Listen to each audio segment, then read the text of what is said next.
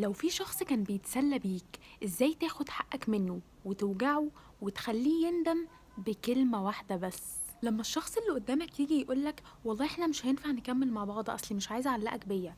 او انت تستاهل حد احسن مني، او يا ابني فوقك احنا كنا بنتسلى شوية وخلاص انت هتعملي مناحة، ساعتها هترد عليه برد واحد بس، بانك هتقوله طب ما احنا فعلا كنا بنتسلى، ما هو في الوقت اللي انت كنت بتتسلى معايا فيه انا كنت بتسلى برضو وعارف ان علاقتنا مش جد، فولا يهمك عادي، انا اللي كنت فاكرك هتتضايق. وبعدين انا بصراحه لو فكرت ارتبط مش هرتبط بيك، انا اسف، عشان كده كل الفتره دي ما كنتش بكلمك في اي مشروع ارتباط جد او حاجه، انا بس كنت بحب حد من فتره وكنت بحاول انساه وموف اون، فبجد انت كنت حاجه كبيره جدا بالنسبه لي ومهمه جدا عشان تنسيني الشخص ده،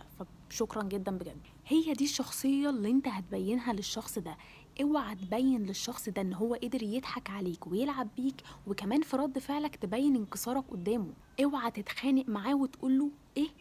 يعني كل الفترة دي كنت بتتسلى بيا وكل الكلام اللي كنت بتقولهولي كان كذب وكل الوعود، ليه بقى ما تقولهوش كده؟ لانه فيما معناه اخره هيقولك اخبط راسك في الحيط، ومش هتوصل معاه لحاجة، وانت اللي هتطلع في الاخر منها مكسور وتلعب بيك. لكن لما تقوله الرد ده انت كده صدمته، لان هو عمره ما كان متخيل ان هو يترد عليه الرد ده، هو كان متخيل مناحة وانك تقعد تتحايل عليه عشان ترجعوا لبعض وانك تبقى مكسور. ده غير بقى الحاجة المهمة جدا ان انت عرفته ان انا اللي رافضك ورافض ارتبط بيك، مش انت اللي رافضني.